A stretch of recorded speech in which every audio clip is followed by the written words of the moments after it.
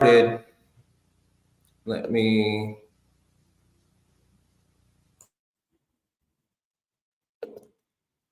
do one quick check. Are you guys all able to see our screen?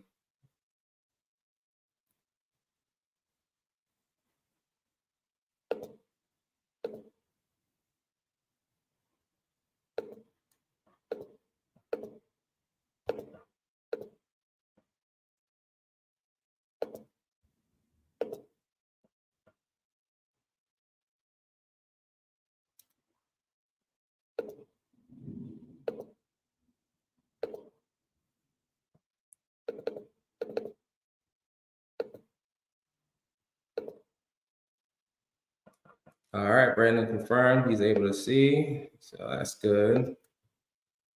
Everyone else, you guys good? Don't want you guys to miss out on anything here.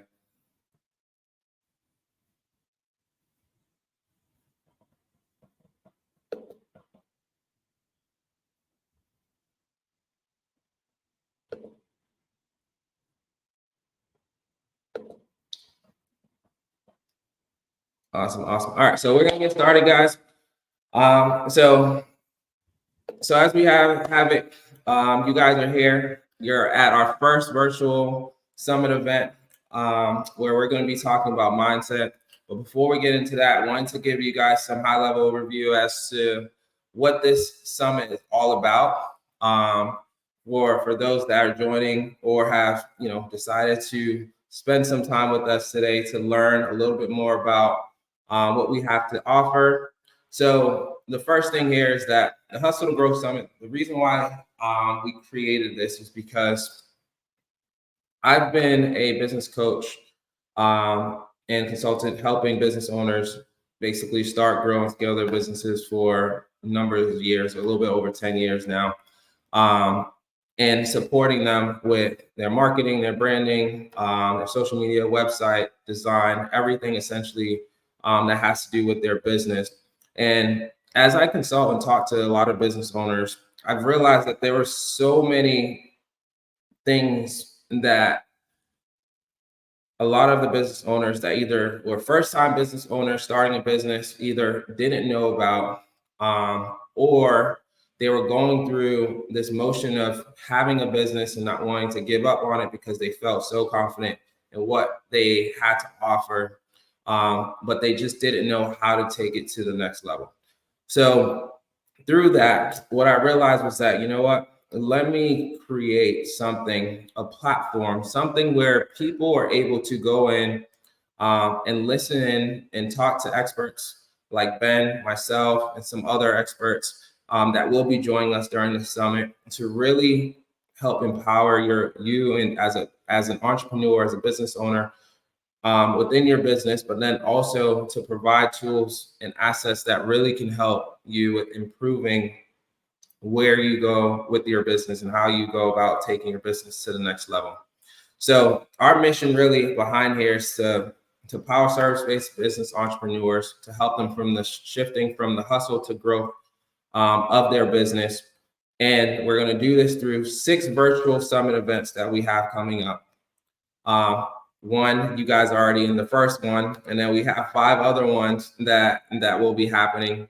And then we're going to also kick it off with an in-person summit, which is actually happening in either in Frisco or Plano on November 8th. For any of you guys who are looking to essentially come down, or if you already live in Dallas, this will be a great opportunity for you to come in and connect with like-minded individuals, and also build in some of the tools and assets and the knowledge that we're going to share with you throughout these 6 virtual summits, so then you can be able to thrive in your business.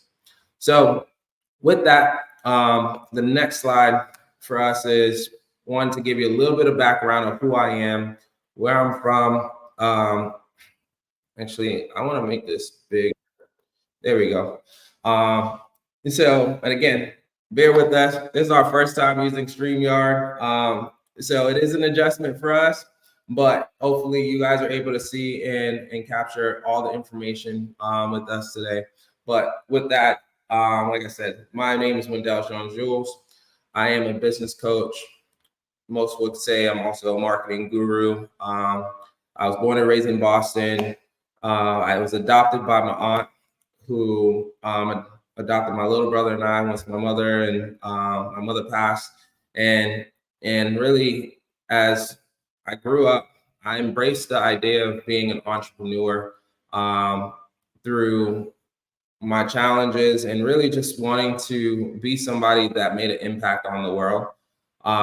So through that, I launched my first company right out of high school, and it was an event marketing company where essentially we were going about supporting, basically curating events around the city of Boston, to really help empower and get people excited about the city and just have a good time and really enjoy themselves. So through that, I launched my first company right out of high school. Ended up getting into this program called the Foundation Year. So what that program is essentially a program where they, in my opinion, I feel like it was a second chance for me because I struggled a lot through high school, due to obviously my challenges and my upbringing and some of the things that happened in my life. And Northeast University partnered with the Foundation Year, essentially gave me the second opportunity to go into get into college and take 4 semesters, and from that be able to successfully complete the program, get a full ride into Northeastern University, where I got accepted into the business program and studied entrepreneurship and marketing. And then through that, got a plethora of experience in the corporate space, obviously still running my own business, consulting numerous business owners on different strategies to grow and scale their business. And then just really using that as an opportunity to continue to do good work in the community and to empower as many people as we can through the work that we do. Now, what you see behind my image here is actually my latest book. So I am a published author. I wrote this book last year, and basically it's called The 7 Common Mistakes That All Coaching Business Owners Make and What You Should Do Instead. So if you're a entrepreneur, business owner of some sort, that's on this call and you're looking to understand some of the challenges that a lot of business owners are going through and how to work around those, this is a great resource and a book that you guys can get access to. And if you do want access, feel free to comment the word book somewhere in the comments. And then we'll have someone from our team send you a link to how to get access to it. But with that, the next person I want to bring on board to have a conversation and introduce themselves is our good old friend, Ben Bauer. Oh, thank you, Wendell. Appreciate it. So I guess a little bit about me.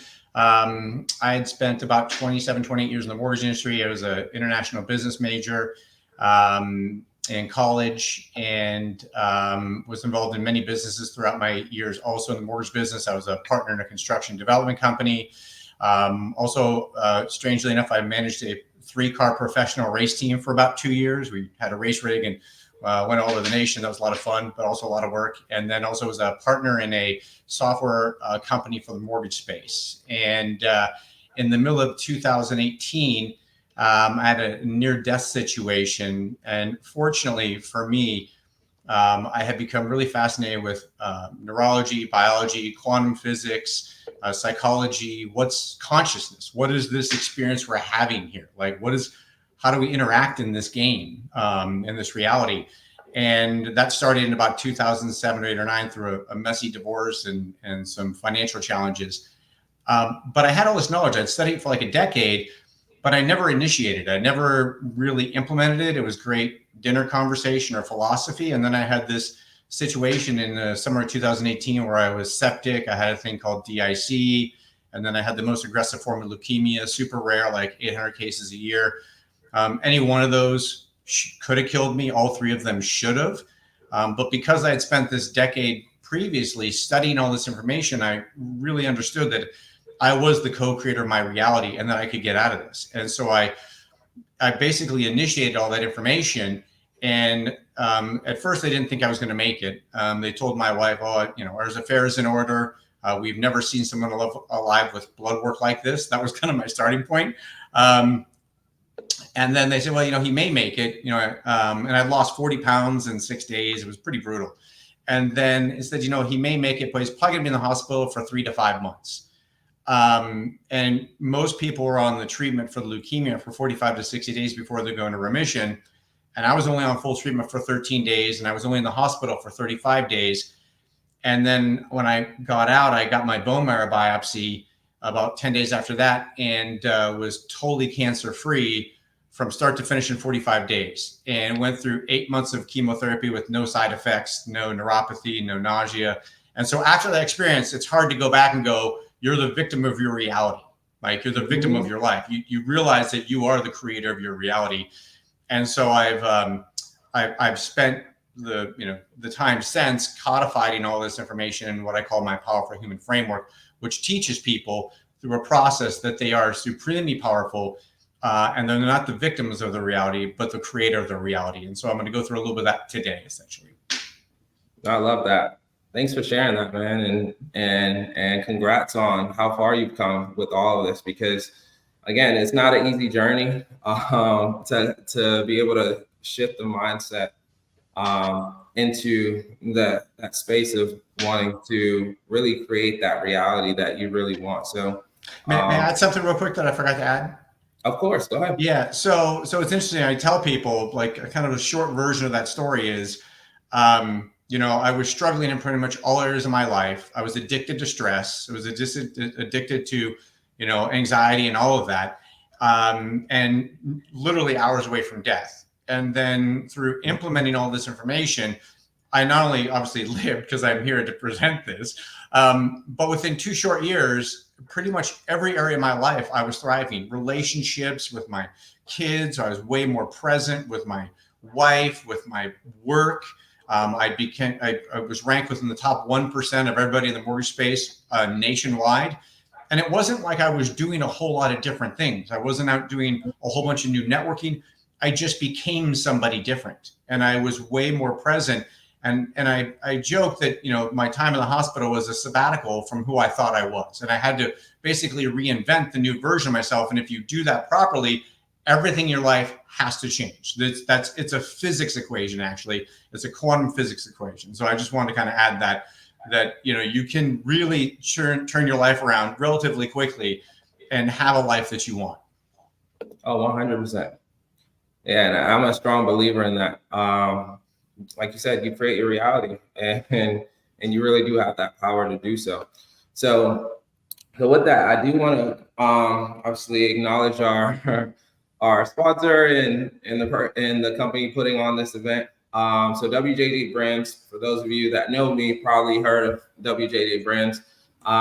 We're a business development brand and digital marketing agency, helping people start, grow, and scale their businesses through a strategic marketing process. And then partly what we do is we lead with strategy first, and then we do everything from design to implementation. So that could be anything from graphic design to designing logos, websites, banners, managing and creating content for your social media, paid advertisement, and then even down to creating marketing funnels to help you with lead generation. So especially with a lot of business owners that are starting off in trying to grow their business, really the biggest challenge for many of them is where am I getting my next business from, or where am I getting leads from? Because without leads, you can't essentially market to anybody. So a lot of what we do is really helping entrepreneurs understand, the dynamics of a business, and also be that strategic partner to them so that they can be able to really apply the strategies that we would share with them, but also we would apply for them if they obviously needed us to be able to go in and actually do that. So wanted to give a shout out to them, WJJ Brands in general, but thank you for that.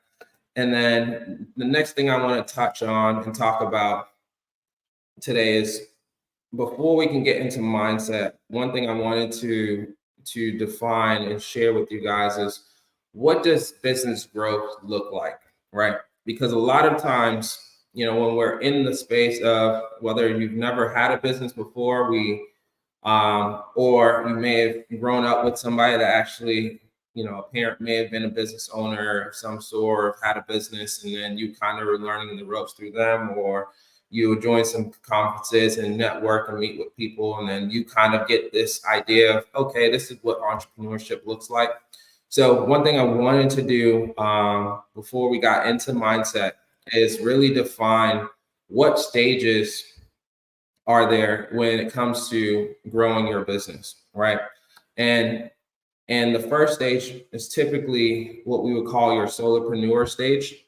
Now, in this stage, typically, I guess, how many of you guys would consider yourself a solopreneur? Now, some of you may or may not know what that means, but that just means somebody that works for themselves. They're in business for themselves.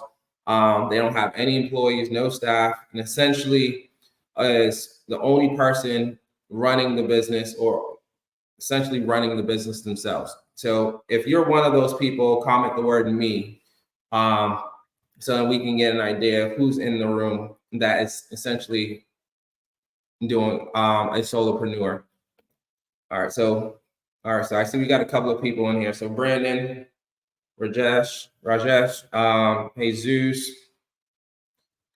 Okay, so typically when we're looking at this chart here, right, we have your solopreneur who either has a side job, right, or self-employed, or they're both, right? I know, and I'm sure you guys probably know a couple of people who have a full-time job, but then they're running their business on the side, or somebody has a full-time job and they're running they're basically working a job part-time just to basically sustain the business, right? So a lot of times in that stage, most of the people that we do find that live within this space typically are hustling in their business, right? And I'll get into more of the details around what does that look like. And that's because really what you're doing is you're doing everything. You're wearing multiple hats. You're doing the financing. You're doing the bookkeeping. You're doing the marketing. You're doing everything else that pertains to you essentially trying to build and grow the business, right? Now, in the United States, there are over 16 million people who have a side job. And then there are over 6 million who are self-employed. And then typically the challenges that we'll see between them is that the ones that have a side job, the issue that they have when it comes to trying to run a business as a solopreneur is time, right? Because if you're working a 9-to-5 job, which would be 40 hours in a week, when else are you going to be able to run your business? Typically, that would be after hours, which would be after 5 o'clock.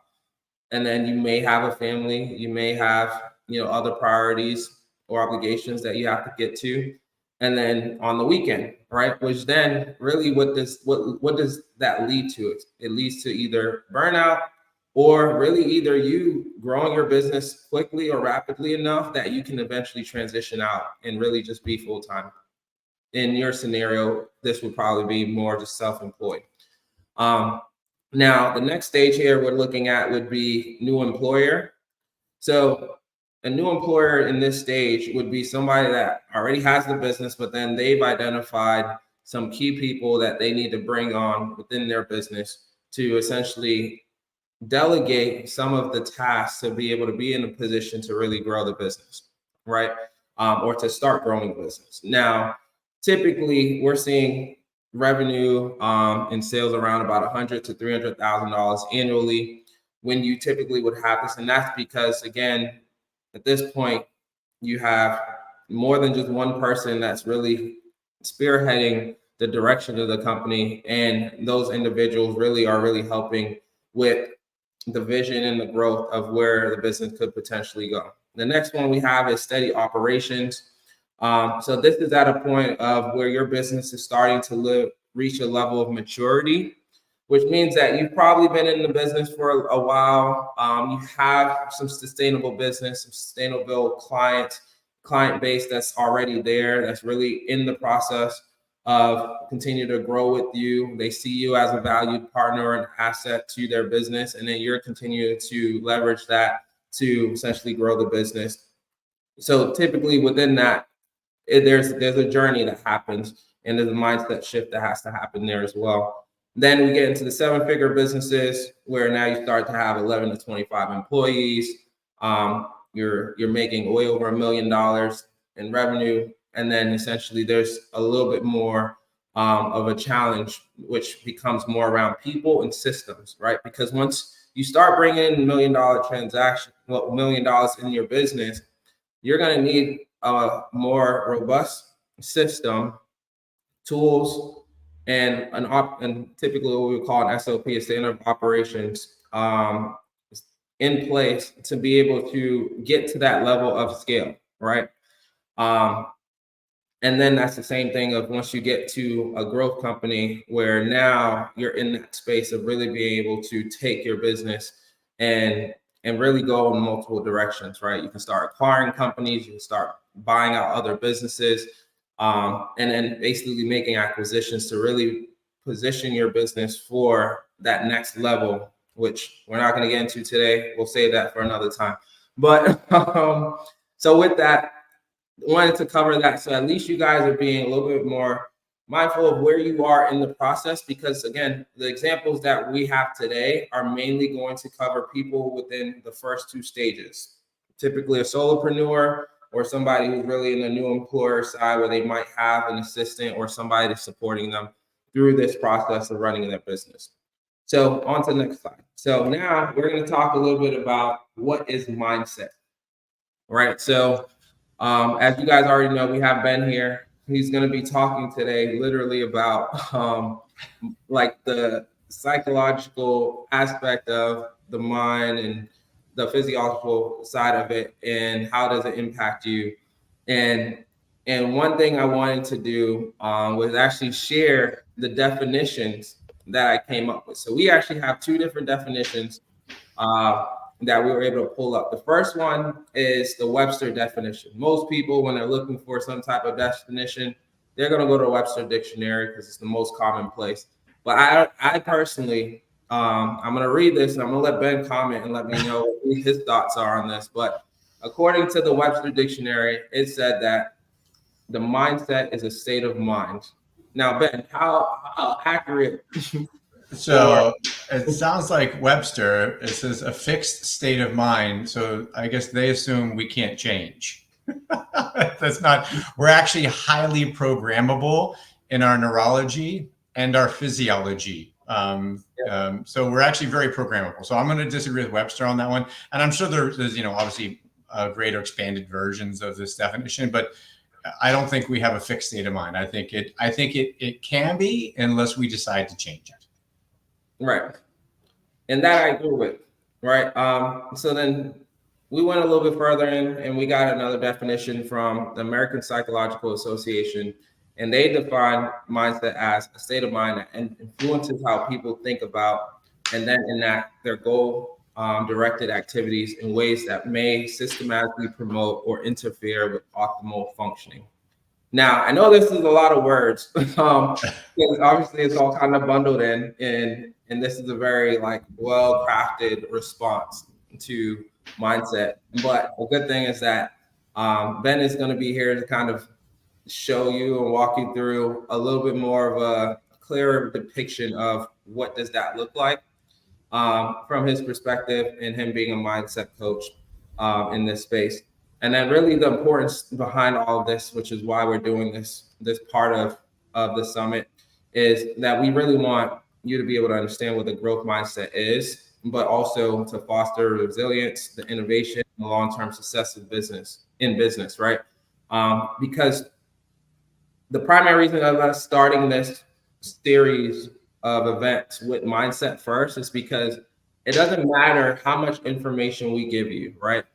If you're not in the mindset to receive it, or if you're not in the mindset of understanding the difference between what mindset are you operating out of? And then the information in itself, you'll probably learn it today and then you'll forget it literally as soon as you jump off this call. But we want to be able to give you tools and assets that really can help you be able to navigate this space. And then if you guys choose to stick around towards the end, we're actually going to be giving away a PDF that actually address some of these limited beliefs and mindset hacks that you guys can really be able to understand and actually answer yourself to see where you are in your mental state of mindset, right? So make sure to tune in for that. We'll be giving that away and giving you guys a link to where you guys can access that towards the end of Ben's presentation. So with that, we're going to move on to the next one. So this is my favorite part, right? So what mindset are you operating out of? And I know obviously we haven't even gotten to really the nitty gritty of the hustle and the growth mindset, which we are. But for those that are watching and tuning in, do you currently feel that you're running or operating in a hustle mindset or growth mindset within your business? And there's no right or wrong answer here. So feel free to comment what you actually believe or feel. And then we will actually go into the details around this. Hey, Steven, see you join. Hey, Jesus, see you join the call. Thank you, guys.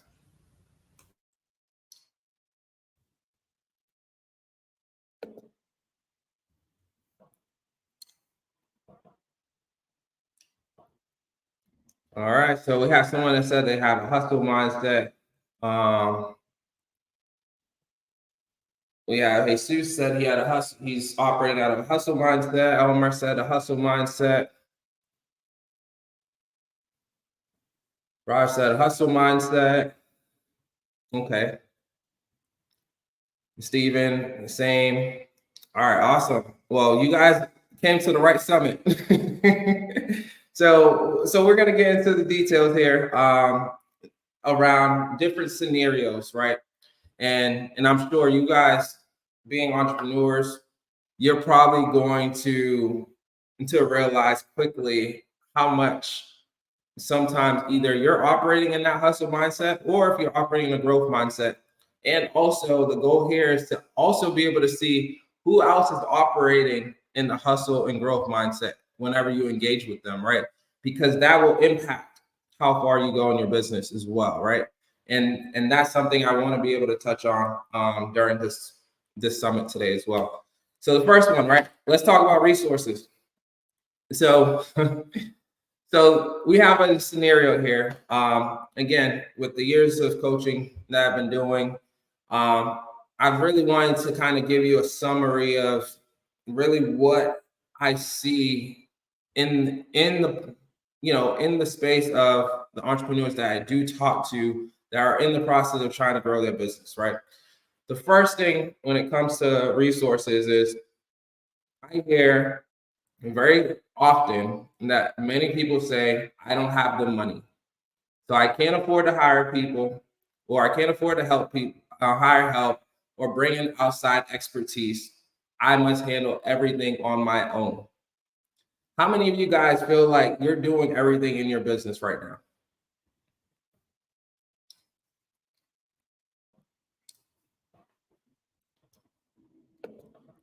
And again, this is a completely open space.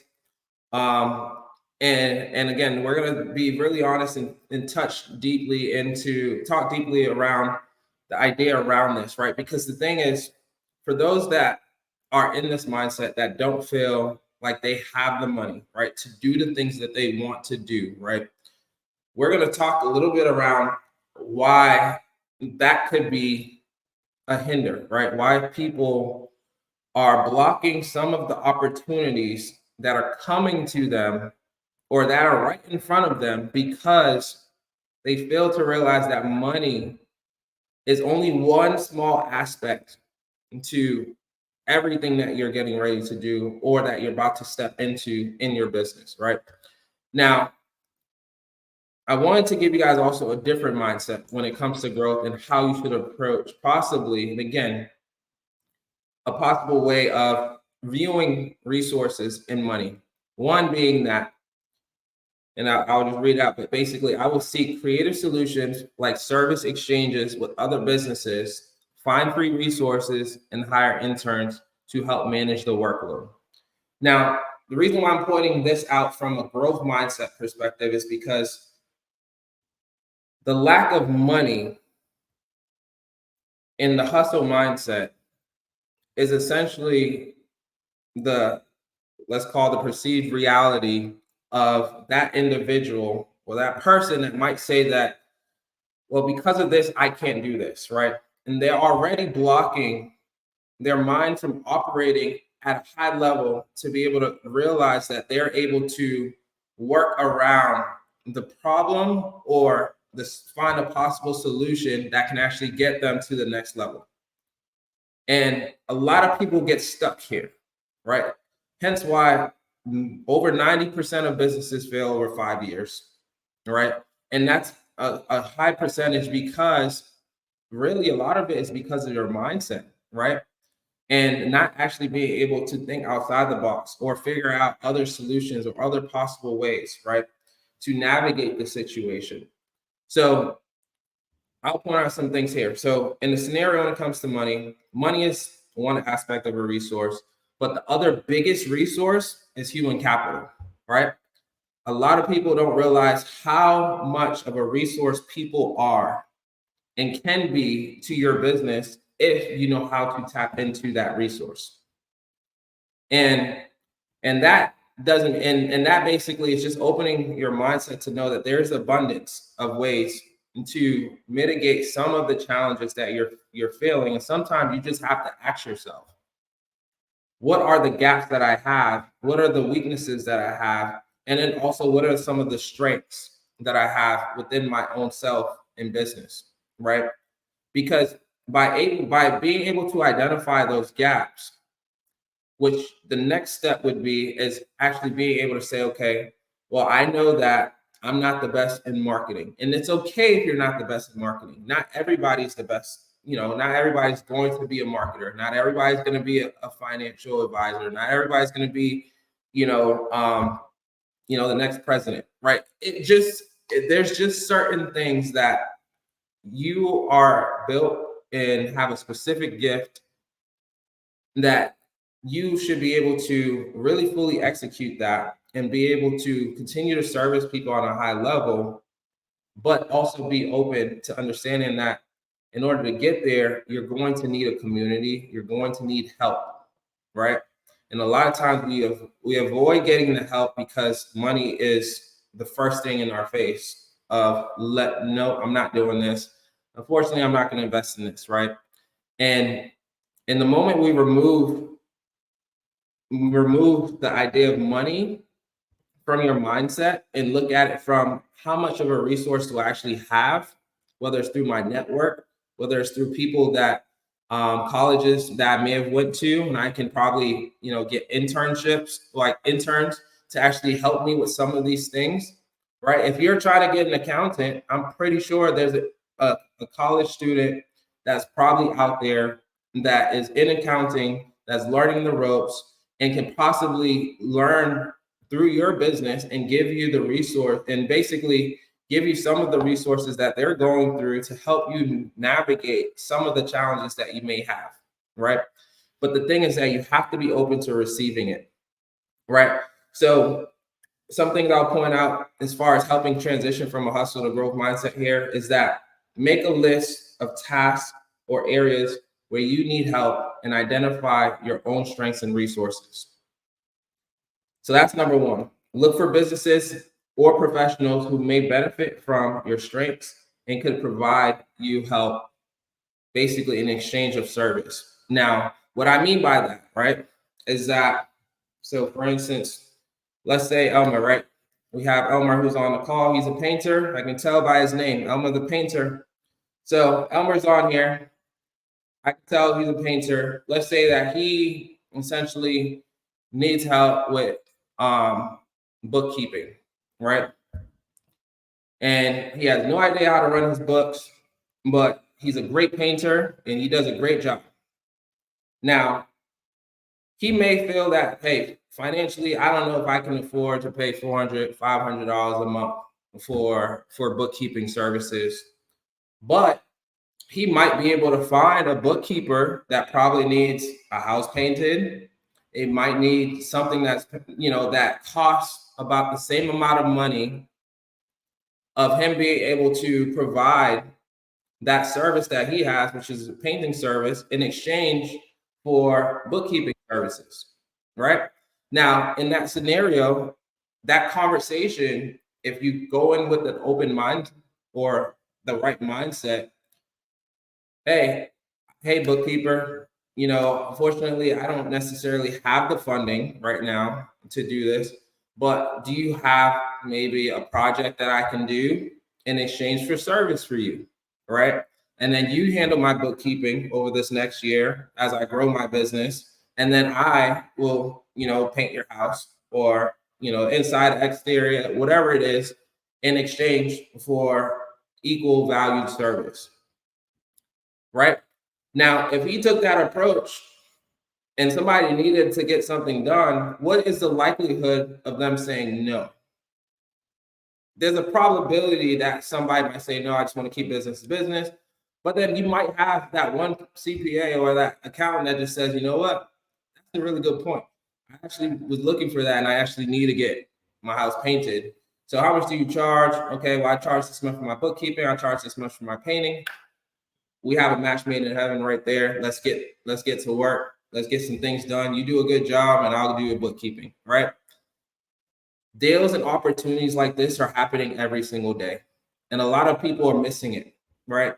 Because they immediately go to, well, I don't have the money for this. And the goal here is that you really want to be able to empower yourself. So let's keep going because I don't want to spend too much time on this slide. Next one here is time. So when we're looking at time, again, if we're going back to that growth chart, what did we talk about? If you're running a side business and you have your business as well, typically time is a challenge for many of you. Now, the common response I'll get here from a hustle mindset is I don't have enough time.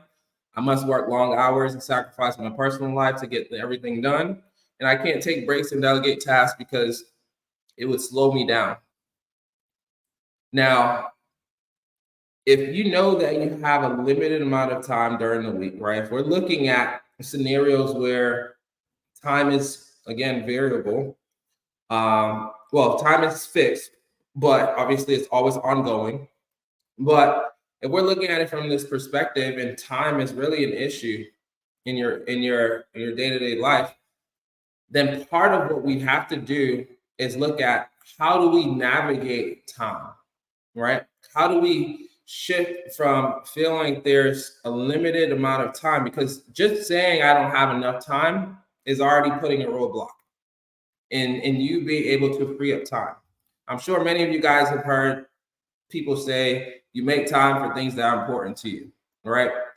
And a lot of you probably have family, probably have, again, probably a side business or a career, and you make that time to do it, because if you don't make the time, then there will be some type of consequence or something that happens, right? So something I want to challenge you guys to think about when you're thinking about that transition from that hustle mindset, if time is a challenge for you, is to basically, I will prioritize tasks, delegate when possible, and use tools to work efficiently. Taking breaks and maintaining work-life balance will boost my productivity. Right. That's something that you should keep in mind as you're thinking about time, because this is really important. The thing about productivity is that time in itself, if you have, everybody has the same 24 hours in a day. Somebody who runs a $1 million or $1 billion company has the same 24 hours as somebody who does not have a business or is working a 9 to 5.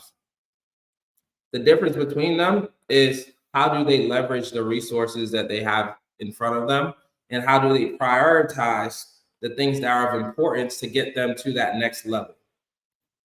So some of the things I want to touch on here from this scenario or key takeaways, suggestions is evaluate and prioritize tasks, right?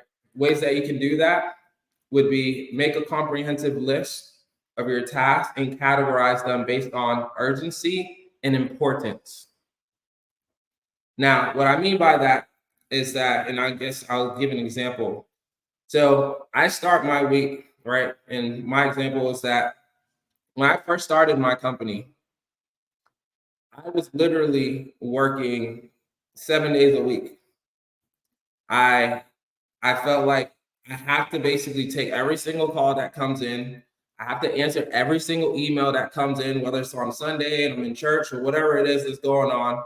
I need to step out because it's important, right? If I don't take this call, I'm missing out on an opportunity, right? And the reason why I was operating out of that mindset was because growing up, I didn't have as much money. I didn't grow up with money, right? I've lost a lot of important key people in my life, and I have to basically hustle to get to where I'm at and basically get out of that mindset of hustling to actually growing. And in order for me to have done that, I had to realize that time and value are almost one of the same and they're very important. But how you prioritize them, how you prioritize the tasks and the things that you're trying to do will dictate how farther you get, how far you actually go. So in that mindset, when I launched the company, like I said, I was doing 7 days a week. Eventually, I got to a place, and again, I give thanks to my wife for this because, again, it was the challenge, right?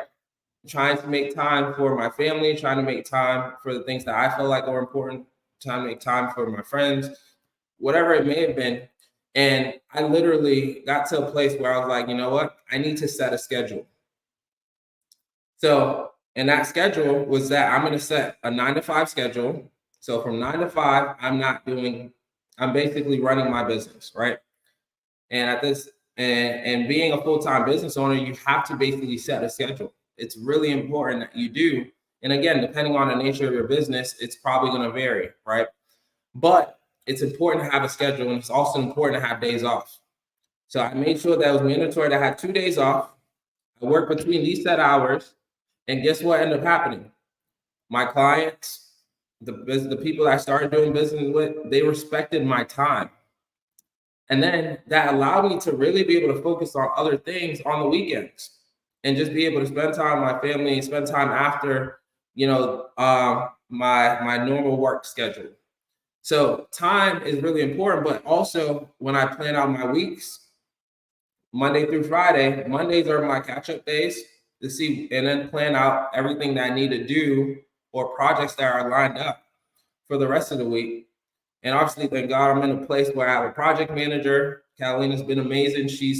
I check in with her literally in the beginning of every single week and at the end of every week to be able to actually see where am I in my business? What is priority? What do we need to focus on? And how do we delegate to the right team members on my team? Whether it's a graphic design project, whether it's a web design project, whether it's a content project, how do we basically categorize and identify what is priority and that our team knows what things to focus on first based off of deadlines and things that are coming up, which then what does that do? That allows me to continue to focus on the growth of my business. That allows me to continue to focus on the direction of what do I need to do to pour into my team so that they can be able to do things more efficiently and for us to be able to provide a high level of value to our clients. So again, everything I'm going to be covering, what I have covered, it's come from experience and it's come from being able to really look at what's happening on a day-to-day basis and being able to give you guys the tools and the resources. So on to the next slide. Basically, the next one I'm going to cover, and I'm going to kind of go through these a little quicker because I really do want Ben to be able to give you guys some really good high-level information. Next thing here we have is networking.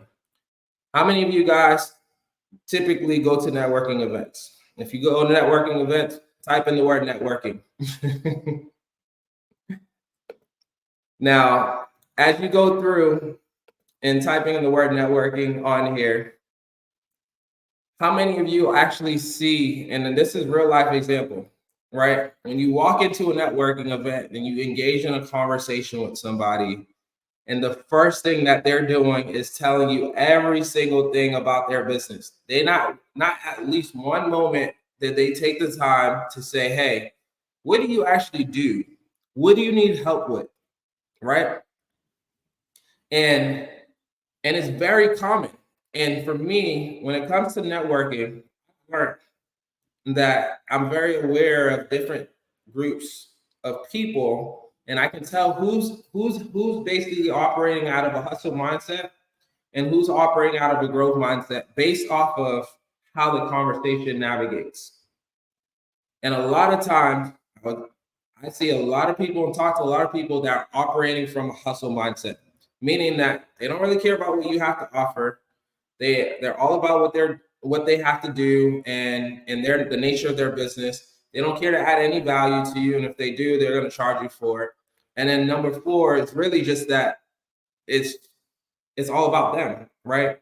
And in the moment that you make networking events about yourself, you've already messed up and probably failed at networking at some point.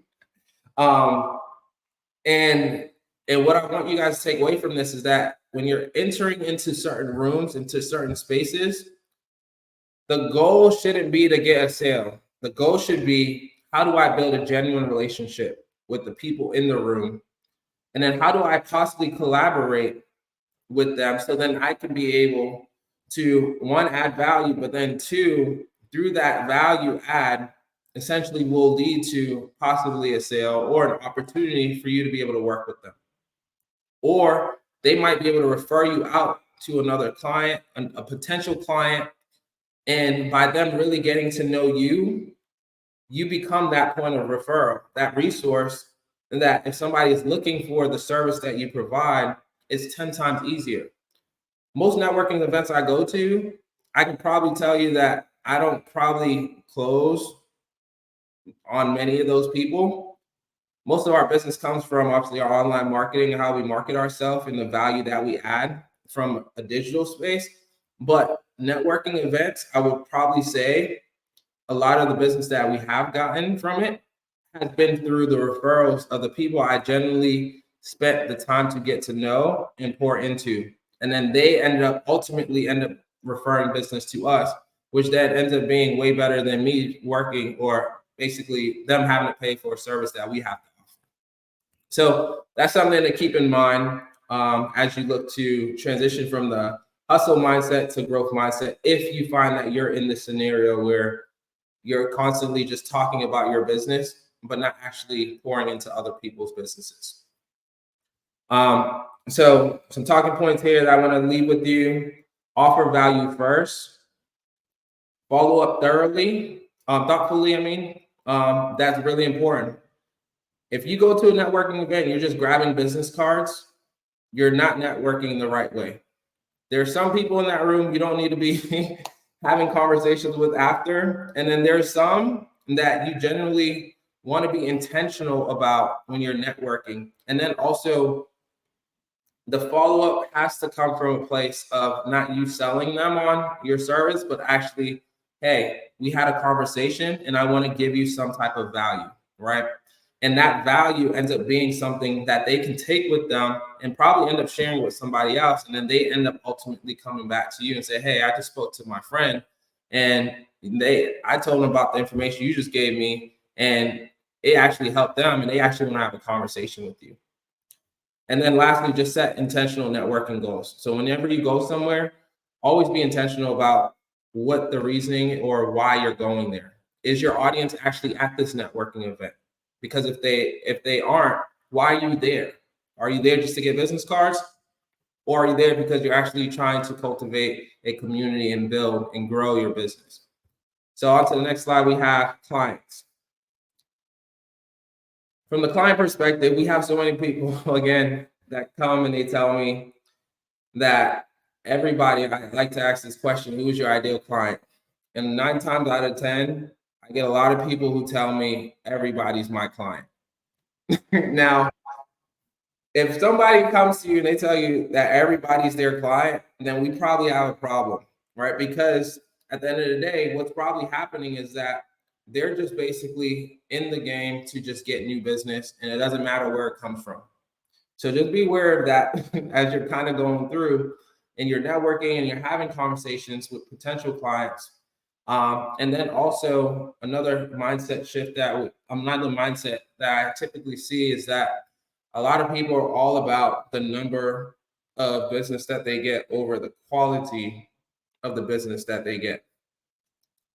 And I guess how many of you guys probably, and I'm sure as business owners, probably have felt that you probably took on a client that you shouldn't have taken on just because you were desperate to basically get a new business, right? And they end up being probably almost the worst business or the worst client that you probably had in your business.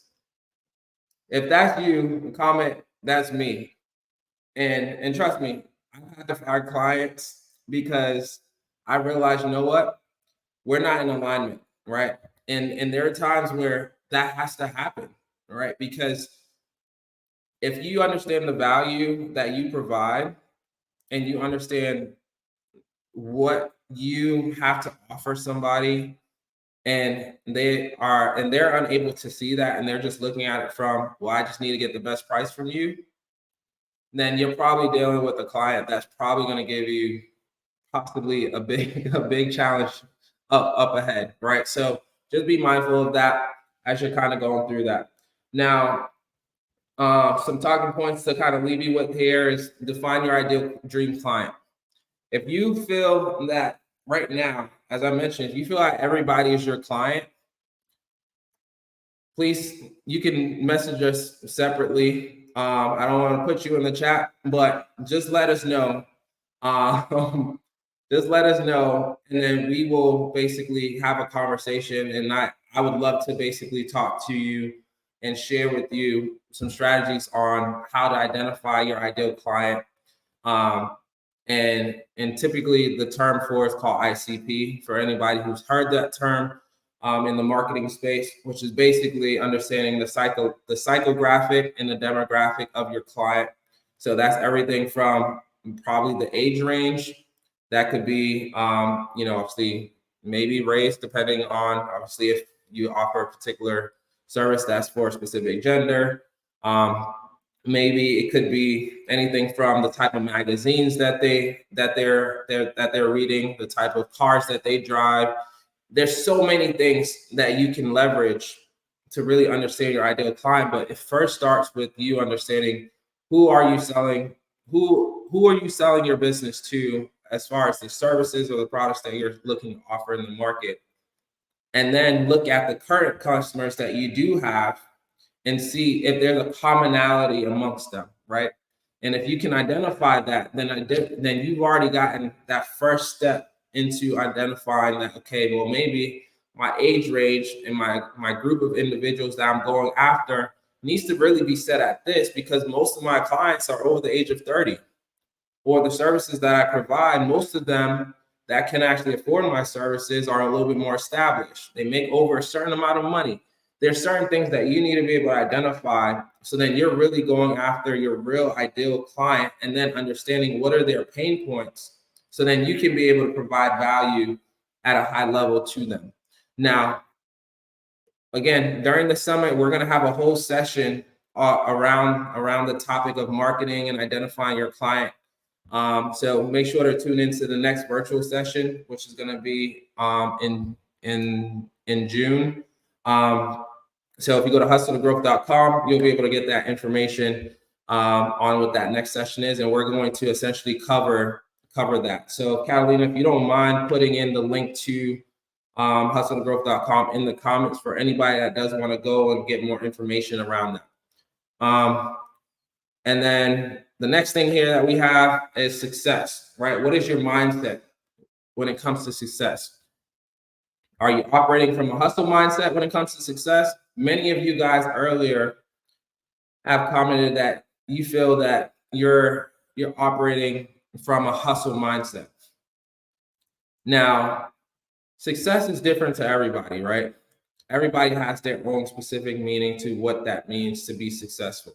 right? Some of that, as Ben may have mentioned, was quality time, spending time with his family, being able to do the things that he loves, being able to explore,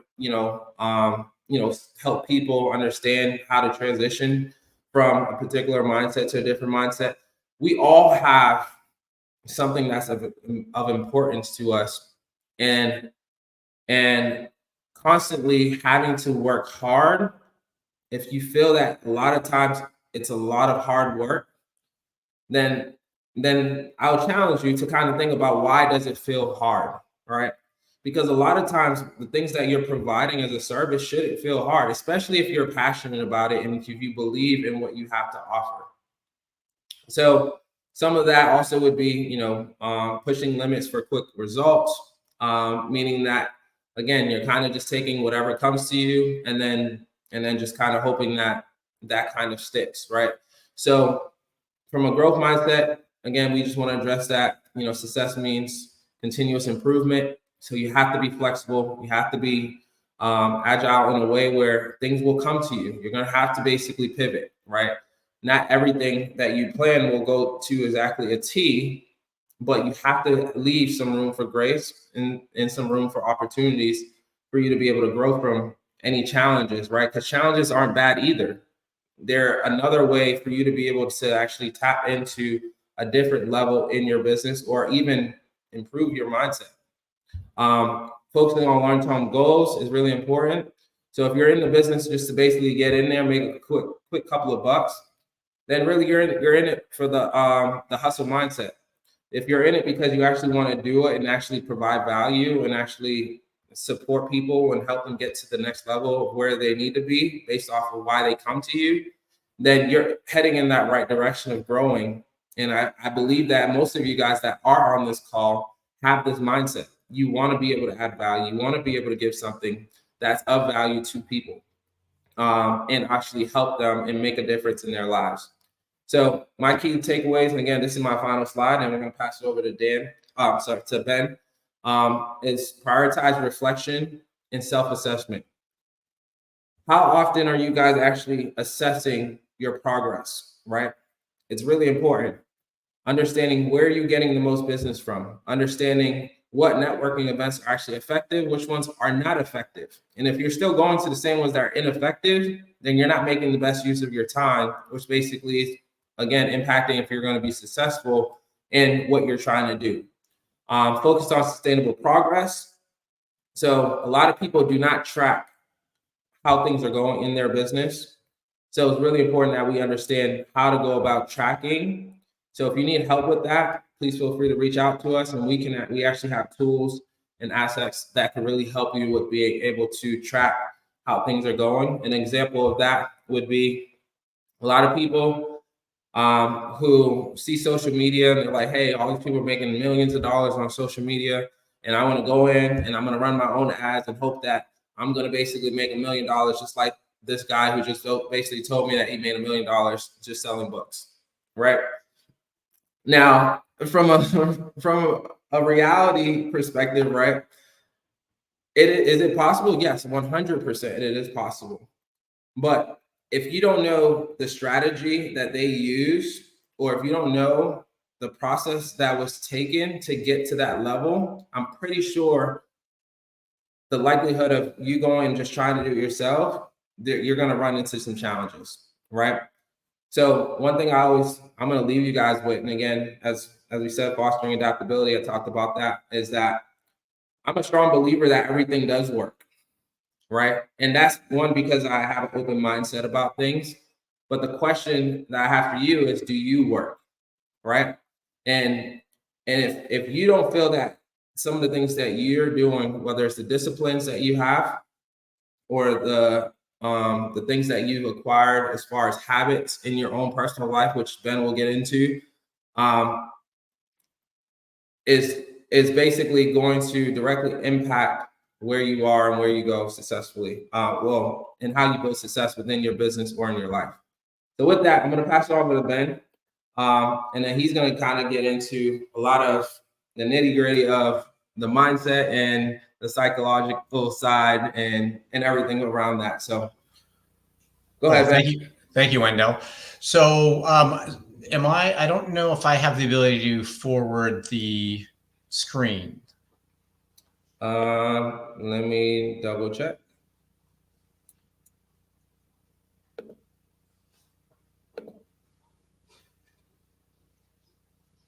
So, yep, I don't see that option. So how about this? You just let me know when you want to go to the next screen, and then we'll go from there. All right, sounds good. So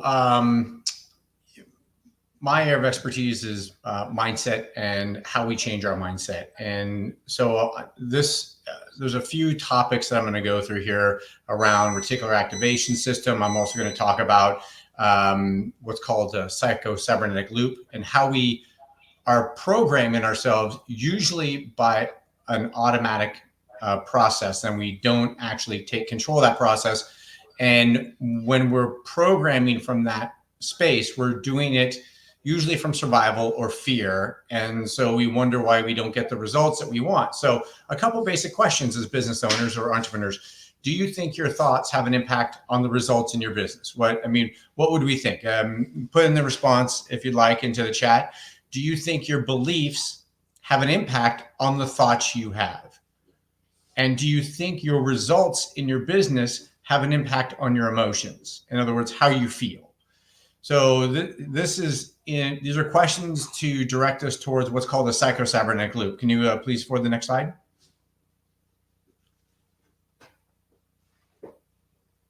Oh, too far. There we go. So this is what's known as a psychocybernetic loop. So our beliefs drive our emotions, and then our emotions will drive our decisions, and then our decisions will drive our actions, and our actions will then get us our results, which usually, ironically, reinforce our beliefs. So I'll give you an example of this. Man, I'm not very good at sales. I know I have to do sales, so I'm either going to procrastinate or I'm going to go get myself a Starbucks latte and hang out at Starbucks. And so the belief is I'm not very good at sales. That's the negative emotion. The decision, I'm going to either procrastinate or distract myself by going to Starbucks. That's the action. And then the results are, see, I told you I'm not very good at sales, right? So it reinforces what our belief is. So our beliefs are the linchpin of the whole system. Next slide, please. Yep. So here we go. The beliefs are the linchpin of the entire system. And here's the interesting thing about beliefs.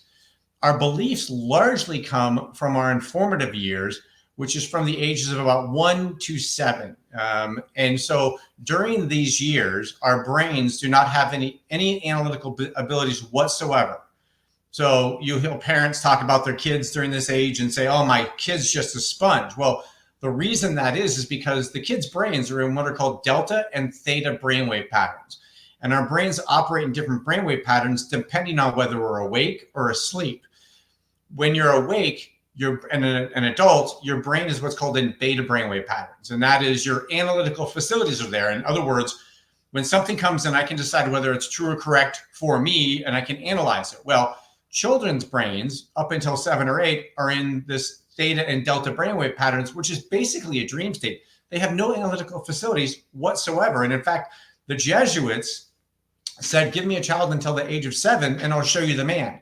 They understood this is where the subconscious programming was going on, right? So, this, and there's a lot of people, I don't know if you know it, Tom Bilyeu, who has a show called Impact Theory, and he has a real problem with this because this drives a lot of our beliefs and how we operate in our life. So if you want to discover what some of your core money beliefs are, just finish the sentence. Growing up, money was blank. Well, was it hard to come by? Was it scarce? Was it the cause of my parents' divorce? You had to work hard for it. It came, but it never stayed. So those are the beliefs. And if you finish that statement, that'll tell you what's driving most of your money beliefs. And then there's another component around this is that what type of emotions do we have around the money, right? So for me, it was scarce. I had a single mother. My parents got divorced when I was relatively young. So she struggled to put me in a good school district. I was kind of like the poor kid in the school. And so money was very scarce. And what kind of emotions are around that? Well, stress, anxiety, not enough, trying to control it. And to kind of give you an idea, if you took out money from that ring of emotions, scarce, not enough, trying to control it, and you put a human in that ring of emotions, what kind of a relationship would you have that with that human? Not a very good relationship, right? So we have to be careful that our money beliefs also drive our emotions, right? And those emotions will impact our decisions. Are we doing it from a primal state? Or are we doing it from a power state, a powerful state? And I believe we're either in one of those two states at pretty much all times. Primal, which is fear and anxiety, and then powerful, which is curiosity, abundance, joy. Those are all powerful states. And so we operate in those two states pretty much in every aspect of our life. Next slide, please. So the reticular activation system, otherwise known as the RAS. I don't know if any of you have heard about it. Please type in the chat, yes, I've heard about it, but I'm going to go through it here, and it's super important to understand this. And I'm going to give some examples. Our brain has this filter in our neurology called this reticular activation system. And what it does is it filters out information that comes in because our brain can't take in all the information. It's impossible, right? So if you're out at a restaurant or a cafe, you have music, you have people, you have conversations, different colors, sounds, all coming in, and your brain will filter much of that out, approximately 85%, and it'll only let in 15% of the information. So the really important part of this is what is the filter for the 15%? Well, number one, our beliefs, and our beliefs about ourselves and the belief about the world. Both of those will drive our reticular activation system in that filter. So if I have a belief that the world is combative and it's hard to get things done and the government's taking my money, and that's my worldview, and then my self-view is, man, I'm not very good. I'm not good at sales. I'm not smart enough. I'm not worthy enough. You're gonna have a really hard time getting the results you want with those two different beliefs. Also, another driver of this is what's currently important to us. I'll give you two fantastic examples. Pregnant women. The minute they get pregnant, they see pregnant women everywhere. That's what this reticular activation system is. It's filtering out all those women that aren't pregnant, and the brain is focusing on all of the women that are pregnant. Another example would be, let's say you're a guy and there's a particular car you want. The minute you made the decision that you want that car in that particular color, what happened? You saw that car everywhere. Well, that's this reticular activation system in play. And this is going on all the time. And I can't drive this home enough. And it's driven by your beliefs about yourself and the world. So you have to be very careful about what you think about yourself and the world. And when you use the phrase, I am, and then whatever comes behind that, be very careful, because if you say, I am, you're making a declaration, okay? So we do not see things as they are, we see them as we are. So what limiting beliefs do we have about ourselves and the world? This is driving this system, right? And then what happens is it just reinforces our beliefs, and people go, oh man, why does this always happen to me? Well, that's why. Like, you're actually stuck in this reprogramming, and most people don't even know what's going on. And so to me, one of the greatest tools in this is self-awareness and stopping and observing the thoughts and feelings you're having and going, man, are those really empowering thoughts and feelings I want to have about myself? And where do these beliefs come from? It can be kind of a cloud. So next slide, please. Okay, so beliefs impacts on our results, right? So thoughts of rejection. Oh man, my product isn't any good. They won't want to buy from me, right? So then that leads to the consequences of I'm going to procrastinate, causing self-sabotage, or I'm just going to grind through this process. I'm going to hustle and grind. I'm going to just push myself through it, right? And then we blame whatever strategy we were given for the failure, right? So, oftentimes people will get a book and it says, hey, do these 10 things and you'll become wealthy. And the people read that book and do the 10 things, but they're doing it without the idea that they're worthy of it or capable of it. Well, it's not that the strategy didn't work. It's that we came into this strategy with low level emotions and limiting beliefs, which will hinder our success. Guarantee it. And Wendell, I'm sure as a coach, you've seen this. You give two people the same strategy.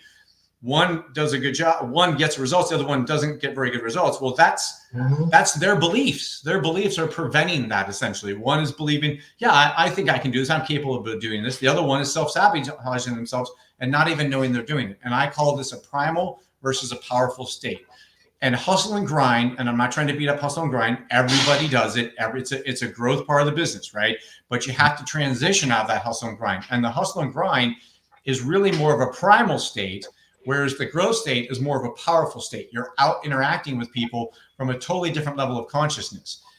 There's a guy, he has a great quote around this sort of topic. He says, most people try to change their personal reality as the same personality, and it doesn't work. You literally have to become somebody different, right? And that's totally true. And that's a guy by the name of Dr. Joe Dispenza, just for information. So to me, we have to keep an equal focus on not only the strategy execution and the mindset, but they're both equal. You can't say, I'm just going to do the strategy and I'm going to have this terrible mindset. The analogy I like to give it, it's sort of like walking into your house and you're going to vacuum your house, but you don't plug in the vacuum, right? Like you can see the lines over the carpet from the wheels on the vacuum, but there's dirt everywhere. Like you did the exercise, but you didn't get results, right? And so people are going out there doing this. Oh, I'm, doing these activities, and they're blaming the strategies when the strategy may be fantastic. And I think Wendell can speak to this as well. Sometimes people are doing the wrong strategy at the wrong phase of their business. Like, you don't want to do a growth strategy at the start stage, right? So you also have to make sure the strategy matches where you are in your business, but you have to make sure that your mindset is correct for the strategy as well. Next slide, please. So the power of beliefs and thoughts. So the nature of a belief, like what is a belief? I mean, it's really kind of hard to get your hands around it. In my view, it's kind of like a cloud, right? I think personal development 1.0 has done a really good job of making people aware that they have limiting beliefs.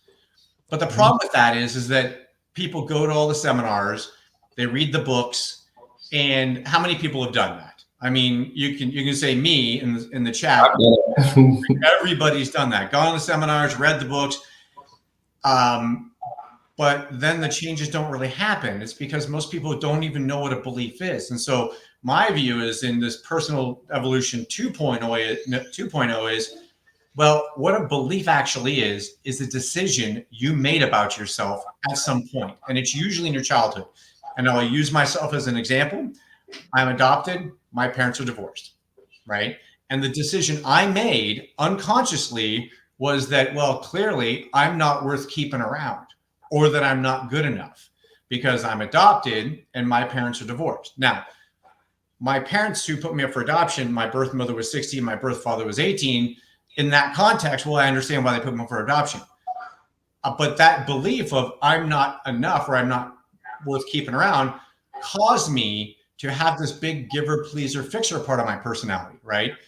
And we all have some sort of version of that. I think in my experience, a universal experience is I'm not enough. And there's derivatives of that, but it's the root element is I'm not enough, right? And what happens is we develop a coping strategy for that belief of I'm not enough. And I'll give you mine. Mine was this giving, pleasing, fixing strategy was I'm going to show I'm worth keeping around by giving, pleasing, fixing, outworking everybody, right? Well, that to me, again, is just a coping strategy for this really negative belief I have. And if I'm trying to prove I'm worth keeping around or that I am good enough, what do I actually think about myself? Well, then I'm clearly not, right? And if I don't think I'm not good enough, or I don't think I'm worthy or I'm worth keeping around, can good things stay in my life? Well, no, they can't, right? Now, is it really fundamentally true that I'm not worth keeping around or that I'm not good enough? Like if you were to cut Ben open and look for a manufacturing label, does it say Ben Bauer, born in Milwaukee, Wisconsin, caution, he's not worth keeping around? No, that's just a language that I used in my head based upon a misinterpretation of a decision I made, and that drove everything in my life. And we all have some version of it, whether it's I'm a perfectionist. No, you're not a perfectionist. That's a coping strategy for a deeper declaration of I'm not enough. Or, these are all things that we do to try and show we're worth keeping around. So these impact of our beliefs will drive this psycho-cybernetic loop. So remember, it's a reinforcing process. So if we're doing this from I'm not enough, right, you're just going to end up back at I'm not enough. And so to me, it's getting to the root of I'm not enough is actually a lie. It's actually a lie cloaked in language that we repeat to ourselves. And I'm going to use myself as an example. Again, am I not enough? Am I not worth keeping around? Well, where does that reside? Where is that in my physiology? Well, it's in my mind. It's in between my ears. And what form does it take? In other words, is it blood? Is it bones? What's the form of it? Well, it's in words. It's in language I use. And so this is the irony of the situation. Am I more than just a bunch of noise? That's what it is that I say in my head. Yes, absolutely. I'm far more than that. But that belief drove so much of my activity for so many years of my life, which is why I also had a lot of cycles, right? And I would go out and do activities, and I would get some results and then no results, and they drive these cycles. So to me, it's important to understand this is a programming process that we play. And so one thing you have to start doing is stopping and observing the thoughts and feelings you're having. It's almost impossible to observe all your thoughts. You have about 70,000 thoughts a day, right? So that would drive you crazy trying to observe all those thoughts, right? But what you can do is you can observe your feelings, because your feelings are a great indicator of the thoughts you're having. So if I'm feeling crappy, guess what you're having? You're having crappy thoughts. They're not empowering, right? So the idea is stop, observe yourself, and decide, is this really the thoughts and feelings of the version I want to become, right? And the nice thing about this process is once you stop and observe your thoughts and feelings, when you catch them, you're no longer the program. You're observing the program. You're now taking a third-party position and stepping outside yourself. And this is where you really start to reprogram. And this is where you start to reprogram this reticular activation system and this psychocybernetic loop. And I'm going to add on the reticular activation system. If you're saying there's no money, business is hard, it's hard to make a business, guess what your reticular activation system is going to do? It's going to show you all of that in that 15%.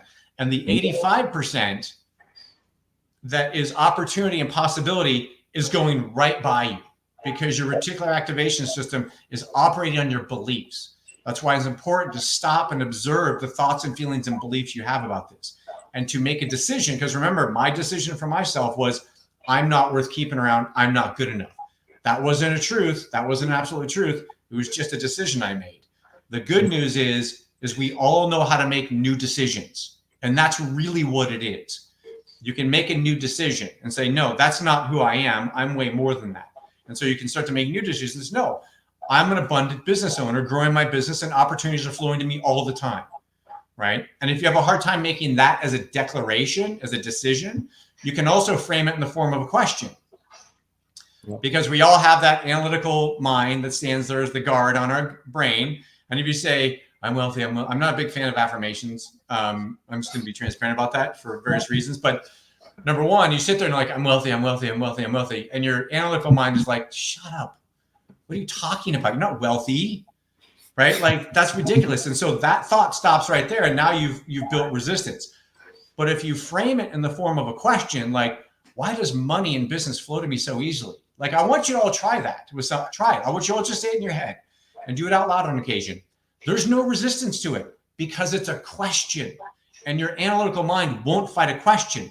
And here's the beauty of this process. If I say, don't think of an elephant, what's the subject that you think of? You think of the elephant. And this is how your subconscious works. Your subconscious it only focuses on the subject matter. It doesn't matter between I'm not, right? Or it focuses only on the subject matter. So if you're forming it in a question, why does business flow to me so freely? Your subconscious is going to hang on to business flowing to you freely. And your analytical mind is not going to stop it. And you can do this throughout the day, and it'll start to also change how you feel about yourself and your opportunities, and it'll start to change how you program your reticular activation system. So I'm going to leave it at this because I know I'm running short of time. Stop, slow down, observe the thoughts and feelings you're having about yourself. Are they an absolute truth of who you are? No, because it's just language that you're using in your mind. It's noise, right? Stop, slow down, observe those thoughts and feelings, and then make a decision to have different thoughts and feelings, either in the form of a declaration, and if that creates resistance, use a question. And when you do that, you're reprogramming your brain. You're actually creating different neural connections in your brain. And I have a much deeper process on this, but this is a really good kind of starting point to get you to learn how that you are highly programmable in your brain and in your body. And I'm going to add one more component to this, is that we are actually, we can become very addicted to emotions. In other words, the feelings we're having. And we all know people that are angry all the time. Well, what happens in that situation is someone got angry about a very serious situation in their mind, and they never moved beyond it. And there's a thing in the base of our brain called the hypothalamus, which creates things called neuropeptides. And those neuropeptides will flush through our body and latch onto our cells. And we have about 70 to 100 trillion cells. And if we're in anger more than other emotions, we're actually conditioning our cells to become addicted to anger neuropeptides. So we're becoming an addict to emotion. So this is another key component. Observe the feelings that you're continuously having. Chances are your body's addicted to those emotions because you've conditioned it that way. Here's the great news. You reproduce 20 to 30 million new cells every few seconds. Just in this presentation, hundreds of billions of cells have come in. And those new cells that come in are not predisposed for any chemical addiction whatsoever. So you can start the process of breaking yourself of those chemical addictions, right? And this is how you reprogram your brain and your body and your reticular activation system and your psychocybernetic loop. And then what you're going to see is you're going to see synchronistic events and situations occur, like Wendell and I meeting. That was a synchronistic event, right? But we co-created that, not from a primal state, but from an abundant state. And you'll recognize it. There'll be these situations. And I have clients tell me all the time, like, I don't know how that happened. I'm like, well, you created it. You reprogrammed yourself and you're creating those synchronicities. So anyway, I'll leave it at that.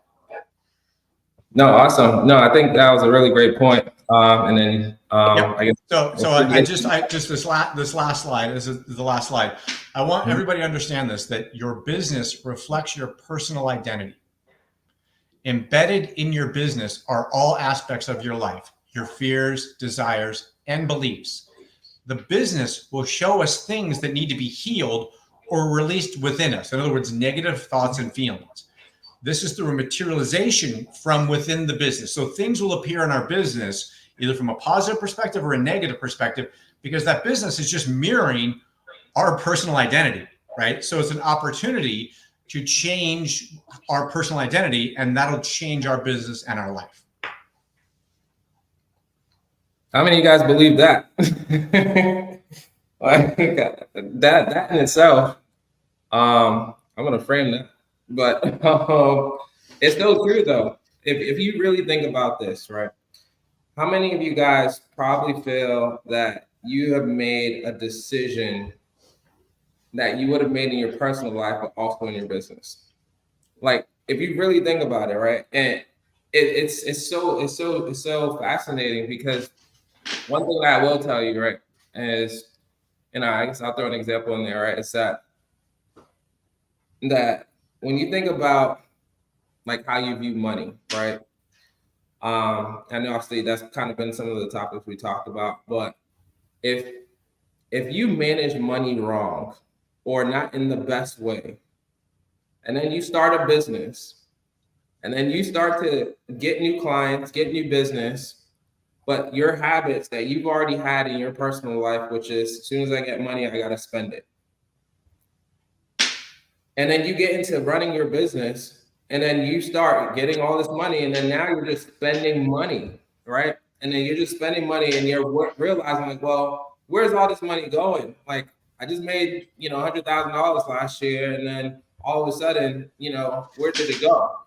But then all the money that you were making, you were paying yourself, and then you were going off and spending the money rather than reinvesting in your business. Yeah. And then you also have to ask the question, why are you spending that money?